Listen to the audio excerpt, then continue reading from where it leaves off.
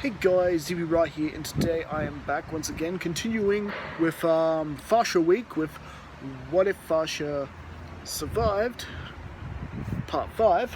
And well, quickly before I get into that, firstly I would like to thank Jimmy Stetton, if you're watching, for your gift. Came in the mail today, your custom-made flask you sent me, and it's really cool. I like it, man. So the Bugman's Picnic, you said in the email that you really enjoyed the song parody, and yeah, I see what you've done there. You've sort of drawn Perfect Cell and drawn him like a teddy bear, like the Teddy Bear's Picnic from the song that I was parodying off. And this is cool, man, and I appreciate the fan art too. It's hanging on my fridge at the moment. I'm hoping to get a portfolio so I can start sticking fan art like that people send me. And I won't ask how you found my postal address, because I haven't released that information yet.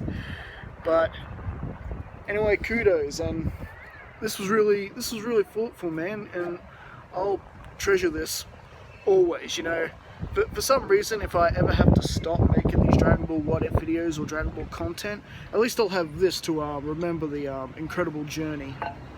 So thanks, man. Alright, so with that, we'll get straight into the video. Now, Fasha has really come a long way ever since surviving the events that claimed her planet, finding Kakarot on Earth, and at first forming like a sort of surrogate mother and son relationship with him, which also grew more or less into a romantic attachment as Kakarot began getting older and maturing into an adult. And well, this led to things with the Piccolo Jr. saga playing out differently, with Fasha facing Junior in the finals instead of Goku, and actually ended with Fasha winning the tournament and becoming the strongest under the heavens, which led to things in the Saiyan arc playing out very differently, and I mean very differently. Now, originally I may have actually kept Dragon Ball Z exactly the same, but having Fasha there, a Saiyan that Raditz, Nappa and Vegeta would most likely be familiar with, it just seems it would have been more natural had Fasha actually convinced Raditz, Nappa and Vegeta to join them instead in their mission to deal with their common enemy, Lord Frieza. And needless to say, upon Raditz, Nappa and Vegeta learning the truth about their homeworld, that it was indeed Frieza that blew up their planet, just like the occasional rumour they may have heard suggested, well, let's just say Nappa and Vegeta were more willing to join this time around, and Raditz even more so, especially seeing the kind of power that his brother Goku, who when he last saw him only had a power level of near 2, and Fasha, who was pushed her power to the point where she could face Nappa. And well, has Vegeta and Nappa just switched sides and turned good and going to be goody goods? Well, no, that would actually be very lousy storytelling, and it wouldn't really suit the character's development. After all, in the main timeline, it took Vegeta years to become a decent person. It didn't just happen overnight, and you know, same goes with same will happen in this timeline, more or less. Vegeta may have agreed to join with Fasha and Goku and the Dragon team in getting rid of Frieza. However, he is more or less figured, as soon as this is done, I'm just going to stop him in the ground and I will be the best in the universe. I am King Vegeta. I'll finally be king of the Saiyans like I always meant to be. Ha ha ha. You know, that's basically what Vegeta was like and how he is. And as we know, he's very childish, and Fasha is quite surprised with this Vegeta. You know, he's not at all really like his father, King Vegeta III, who was, pretty ruthless, vicious, and evil, and, even, killed member of his own crew, sending Broly away, all that kind of stuff that King Vegeta III did. Vegeta was more or less just like a childish jerk, a fool. So, and well, when they first joined up, yes, they did indeed fight and battle. So there was a bit of a battle, but it wasn't, because Vegeta and Nappa wanted to, take over the world or anything like that, or use the Dragon Balls. They don't even know about the Dragon Balls at this point. Not even Raditz knows about the Dragon Balls at this point. He just one day felt that upsurge of power from back when Kami used the Dragon Balls to unlock everyone on Earth's potential prior to Vegeta and Nappa arriving in case a fight did break out, which it did. And well, this is where our story continues with, well, as time goes by, Nappa and Vegeta are more or less suggesting more specs for the ship, especially insisting on a grav chamber for the ship because, well, the gravity that is on planet Earth, it's not really enough to really make Nappa and Vegeta that much stronger. In fact, compared to most planets they go to, the planet is pretty weak and soft. So it's not really fitting for a Saiyan's training. So Bulma has indeed installed a grav chamber and built, started work building a capsule corp spaceship, much like the one Goku uses in the Namek arc in the original anime. And Vegeta, quite impressed with how far technology has actually come on this planet, because according to the information they had, the planet Earth was just no way that advanced. And, well, needless to say, Vegeta is kind of more or less impressed by it, and, well, yeah, he does spend a lot of his time training against Fasha and Kakarot. He's still more or less stronger than the two. However, yeah, not really when they both train and fight together, and that does actually challenge Vegeta quite a bit. But one-on-one, he could still take the two. And if Nappa helped, yeah, they'd most likely overpower the two, no problem. And, well, more or less, with a bit more training going down underway, the ship is more or less ready, and everyone's ready to go aboard, and they blast off into space. And, well, Fasha is actually making sure no one tells Vegeta and Nappa about the Dragon Balls, because, well, unfortunately, at this point, Vegeta does strike Fasha as the type of person who would take a shortcut. Like try to make himself immortal so he'll never be challenged again so he could beat Frieza or anything like that. So Fasha has not seen fit to trust Vegeta and Nappa with that information. They do tell Raditz, but yeah. However, Raditz at this point is quite capable of keeping his trap shut. And meanwhile, Fasha, being how smart she is and experienced she is in battles, and especially in guerrilla tactics.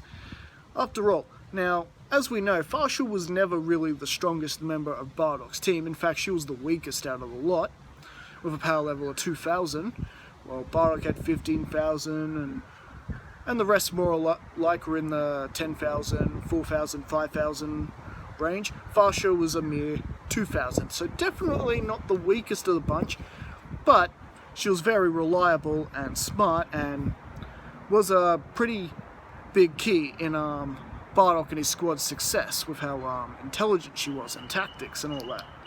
Mind you, Bardock was pretty good with tactics and all that himself, but in Bardock's own words, Fasha was very reliable. So while they would travel in space and use the grav chamber as much as they can, the Saiyans increasing their power more and more, and You got the Dragon team in there as well, including Piccolo and everyone else. Everyone's just getting stronger and becoming all the more better for it. And meanwhile, during the trip in space and all the training, Vegeta and Nappa have learned to suppress their power levels.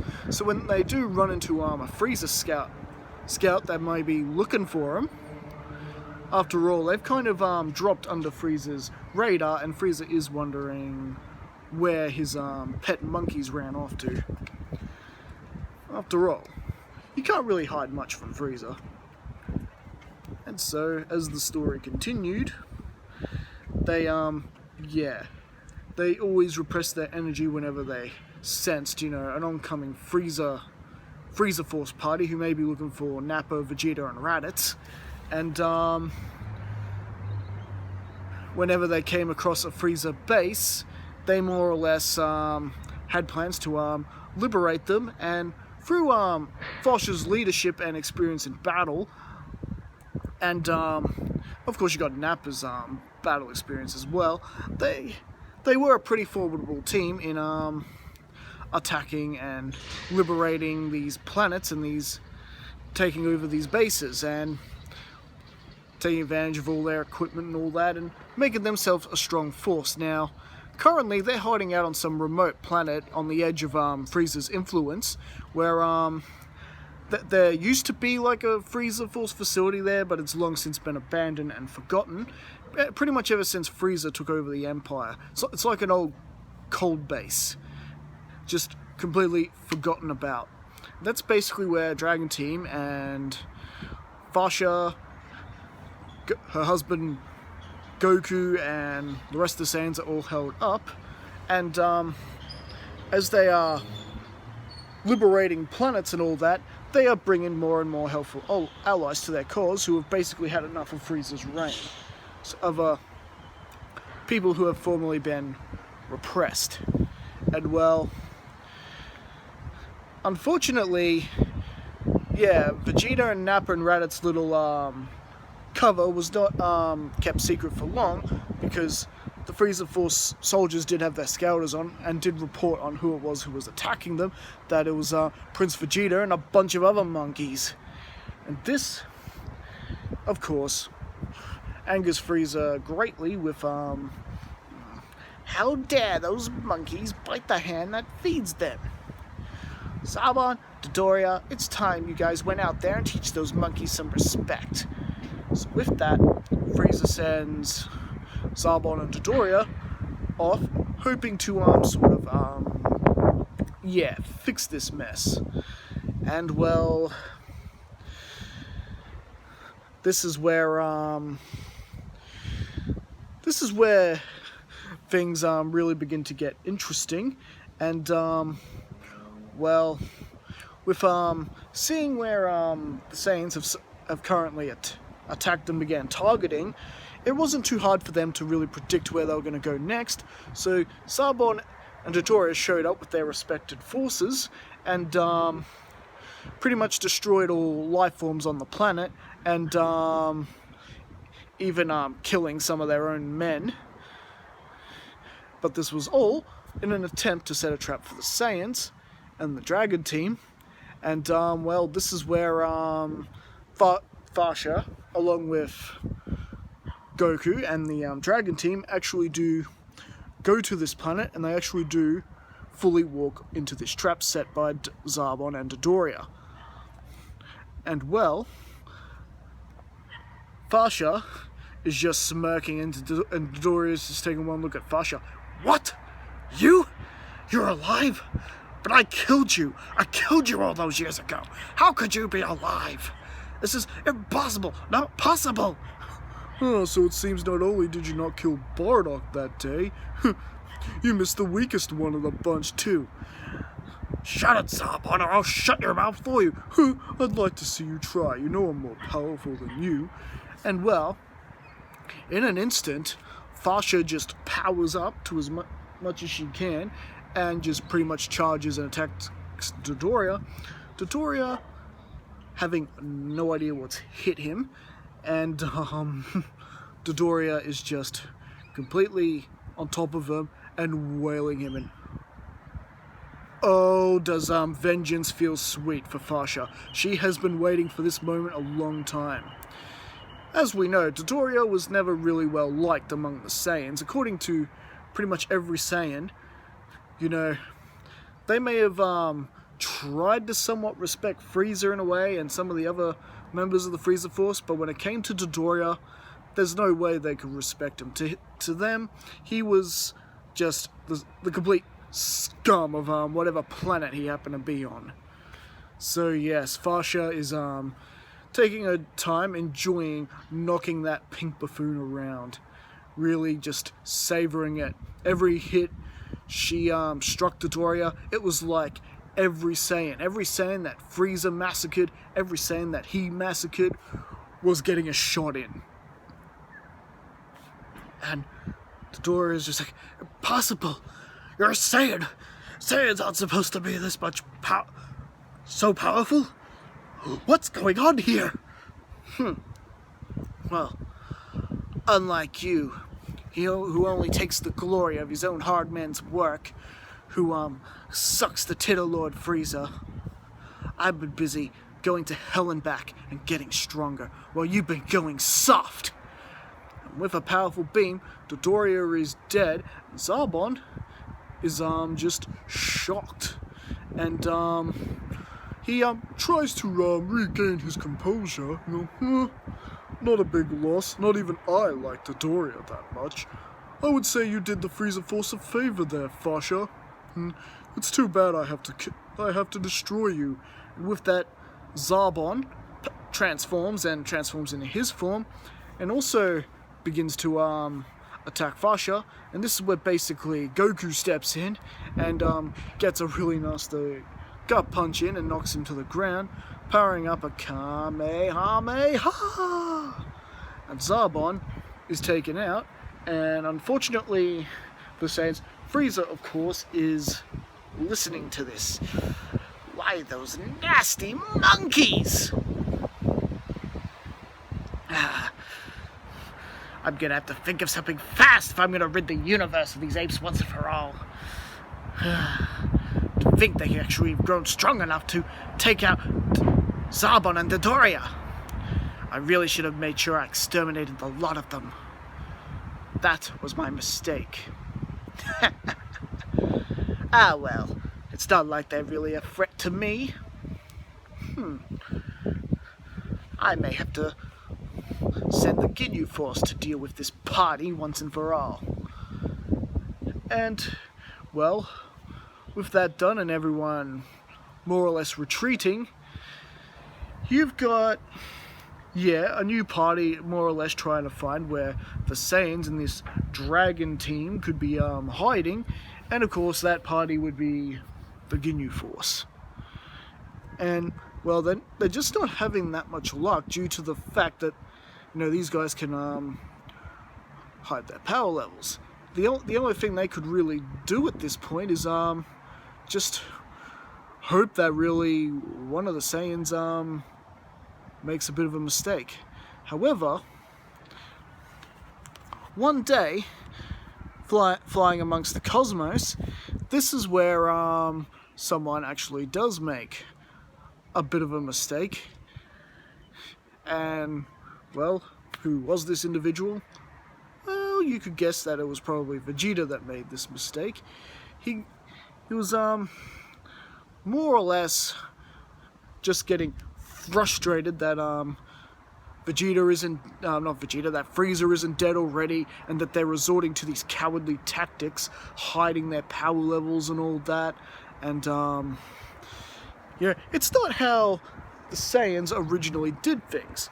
They liked going out there having a straight up fights and all that. We aren't Saiyans to be proud of. We're a bunch of cowards. And well, Vegeta being Vegeta just hasn't quite caught on that really they need to readjust. They need to find a way to get over this whole lower class elite Saiyans and all that other thinking that Frieza had and King Cold have forced upon them over the years. That era was done, and well, one day Vegeta decided to challenge Fasha, and well, this time Vegeta actually loses. And why is that? Well, you know how I said that the Dragon Team were taking advantage on the Grav Chamber too, and I did say Fasha and Goku would train amongst themselves along with the Dragon Team. However, Vegeta and Nappa would never train together with the Dragon Team. They preferred to get stronger themselves. And well, with them not joining in with the entire team, they didn't quite get as a potent result as, say, Goku and Fasha, who had training sessions with the entire Dragon Team in the Grav Chamber, plus training on their own. So this actually pushed Fasha to more towards the level, and Goku as well, more towards the level of what Goku is when he arrives on Namek. While Vegeta and Nappa could most likely defeat Dodoria and Zarbon, but whether they'd actually be able to hold their own up against the Ginyu Force, that remains to be seen. And Vegeta throwing a bit of a tantrum and raising his power level without even thinking, well, this is when the Scouters go off with the Ginyu Force and they get a fixed location on where they are. And well, they report the location to Lord Frieza immediately and descend upon the planet and commence a surprise attack. And this actually catches our good guys completely off guard. And well, with some members of the Dragon Team ending up injured, some of them getting seriously hurt and having to withdraw, and Fasha just going, "You idiot, Vegeta, you gotta watch your temper. You just brought the Ginyu Force down upon us." And well, Vegeta's like, "Huh, finally, it's about time. Now we can have a real fight. How about it, Nappa, you with me? You son of Vegeta. Let's go teach these Ginyu Force what these Saiyans are really made of." And well, Vegeta and Nappa basically charge ahead, and Vegeta does manage to pretty much take out Gildo right there on the spot. However, Raccoon proves to be a lot more difficult, along with you got Jason Berta as well. And yeah, pretty much Vegeta and Nappa are getting quite a bit of a beating, while the other Saiyans are sort of arriving to of course assist. Not that they have a choice; they kind of have to help out now because, well, Vegeta sort of brought this mess down upon them. They don't have much of a choice, and well, this is where things actually become very. And this is where things more or less begin to turn around in our good guys' favor, where Goku and Fasha pretty much just lay out Raccoon and Jason Berta, and pretty much leaving Captain Ginyu there to face Fasha and Goku alone, and Captain Ginyu just blown away by their overall power. And this is where he pulls off his change now, and actually takes possession of Goku's body. And well, this is where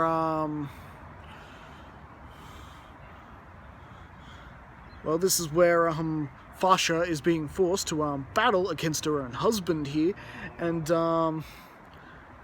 it's actually more or less an interesting fight because, well, Fasha does have quite a bit of an attachment to Kakarot, so she's holding back, trying not to damage his body too much. But Ginyu, of course, is taking, complete advantage of this, and even Gohan's sort of holding back. Gohan can't bring himself to fight his own father, and with Nappa and Vegeta pretty much wounded and not able to do much at the moment, it's a pretty bad situation, really.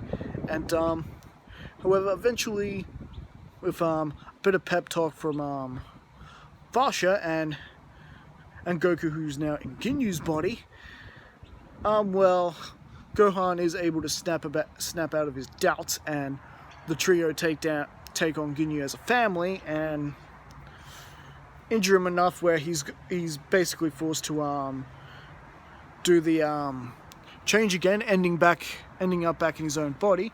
Goku seeing it coming, and pretty much Fasha and Gohan fire a combined Ki Blast and blow away Captain Ginyu. Captain Ginyu is now dead, along with the rest of the Ginyu force, and they're thinking, well, we've actually managed to do this and win, but how long until Frieza now knocks on their door? Perhaps it's best that they begin an evacuation process. However, there's just not enough time. They suddenly sense a really high power level coming towards them, something that's in orbit, and yes, that is Frieza himself, who has descended upon the planet. Now, could Frieza have just blown up the planet right then and there? Yeah, but we know what Frieza's like. These monkeys must suffer for all the trouble they've caused him. And well, with Frieza is face to face with Goku, Fasha, and Gohan. Vegeta and Nappa still reeling from their injuries, and Goku not really in that good a shape himself. And basically the battle between Frieza, Fasha, and her family pretty much begin, and the Dragon team are doing their best to basically fight off Frieza's soldiers who have come with him. So it's a pretty big battle, and well, more or less, Frieza, realizing that his first form's not going to cut it, pretty much transforms all the way up to his final form, and well, this is where he really begins to turn the tables. Remember, Fasha, Gohan, and Goku are pretty much already tired somewhat because of their battle with Captain Ginyu, and well, at some point, Frieza fires a death beam aimed directly from Fasha. However, Goku throws himself in front of the beam and cops a big nasty hit. A fatal hit that more or less could kill Goku. It's pretty much, you know, if he's lucky, he'll survive it, sort of thing. And when that moment happened, Fasha, looking scared, terrified for her husband, thinking back all the time she's had with Goku from when he was back from when he was a child, when she first met him, and how they bonded. Fasha told Goku all about his parents, Bardock and Gine, and how they bonded throughout the years, and how during her time with Goku on the lookout before the 23rd Tenkaichi Budokai, how she bonded with him further, and they formed a more or less romantic attachment to each other, and which eventually led to their eventual marriage after the 23rd Tenkaichi Budokai, and their coupling resulting in their pure Saiyan son Gohan. And meanwhile, Raditz also equally shocked by this, and Chi-Chi just sort of trying to hold Raditz back. Yeah, Chi-Chi is there as well. And well, more or less, that all those memories and the fact that Frieza may have just taken her husband from her. Oh no, Frieza, you just pushed the Kakarot button. A rage then begins to consume Fasha as she's thinking about everything else Frieza has taken from her. Her entire civilization, her race, her friends, Bardock, Gine, her teammates, Tora, Shugesh, Borgos. All of that is flooding through her. Well, it is Super Saiyan time for Fasha. Yellow aura starts coming upon her. Her hair begins to stick up. It turns yellow to golden. Her just overflowing with this gold aura. Frieza, scared out of his mind. What happening here? Well, Frieza, you're not dealing with the average Saiyan anymore. Fasha is now the legendary Super Saiyan. And this is where Fasha attacks Frieza with all her might, and Frieza doesn't know what to do here. He's overwhelmed. He can't even see Fasha's strikes coming, and Fasha is just beating Frieza relentlessly, almost animalistic. She is completely lost control and all sense of herself. And with that, she attacks them. She attacks Frieza with devastating blow after devastating blow. She has slammed him into the ground and flown in after him, just forcing him further and further towards the planet's core, and pretty much through there, out the other side. And yeah, Frieza just doesn't know what to do. He does manage to power himself up to at least 50% of his max, but it's still just not enough to get control over Fasha and her animalistic attacks. And there's this part where Fasha just teleports behind him, grabs his tail, and is just swinging him like this, and throws him straight through a mountainside, and then powering up a devastating Ki Blast attack, and she ultimately finishes off and kills Frieza. Fasha has killed Frieza. At long last, Fasha had finally achieved her dream to avenge the Saiyan race. As for Vegeta and Nappa, they couldn't believe what they're seeing. This low or middle class Saiyan is a Super Saiyan. Should be a power reserve for Vegeta. Even Nappa, who was among the elite. And well, with that, Goku, who is still alive but really barely, he gets a bit of a look at his wife Fasha, who has now disappeared and just gotten into one of the Ginyu Force Saiyan pod and flown away. And well, where is she going? Well, she is on her way to take down King Cold.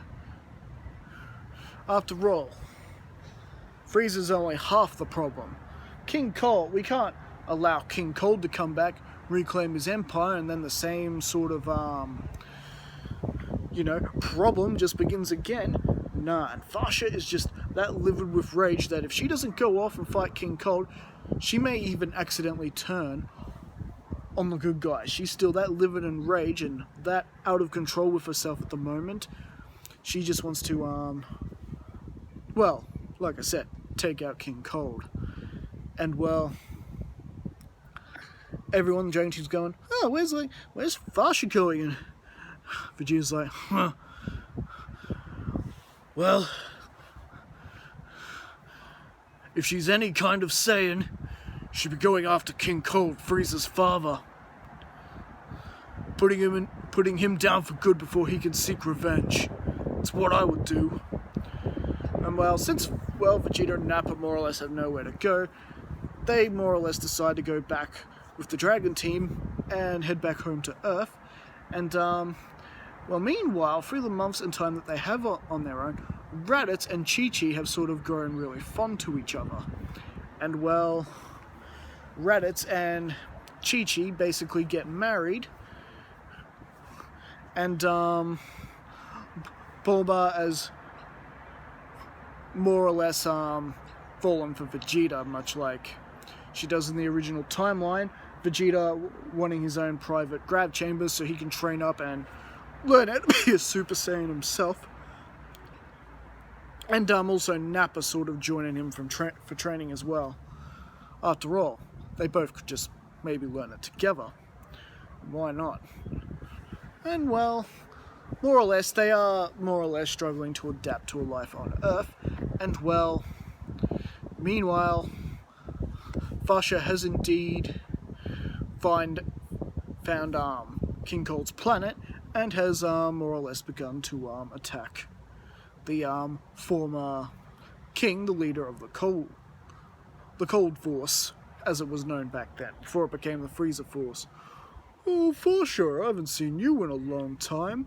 I thought you were dead. I thought my son had taken care of you a long time ago. Well, how have you been?" With that, Fasha, just still in her Super Saiyan form, and her eyes still just almost lifeless, like just white, no blue pupils as of yet. Just straight out attacks King Cold, and yeah, King Cold did not really like that sucker punch too much, and King Cold does actually power up, and we get an all-out battle between Fasha and King Cold. This time, more or less, King Cold not really underestimating her power, and well, needless to say, it still ends with King Cold ultimately being defeated by Fasha, and this is where Fasha calms down and takes the intercom and basically goes, "Attention, all members of the Frieza Force that may be on this planet. Your leader Frieza is dead, and so is his father. As of now, you are free to determine your own destiny. I won't stop you either way. Feel free to just go your own way. You don't have to obey King Cold or Frieza under protest or out of fear any longer. You may go your own way. You are all free."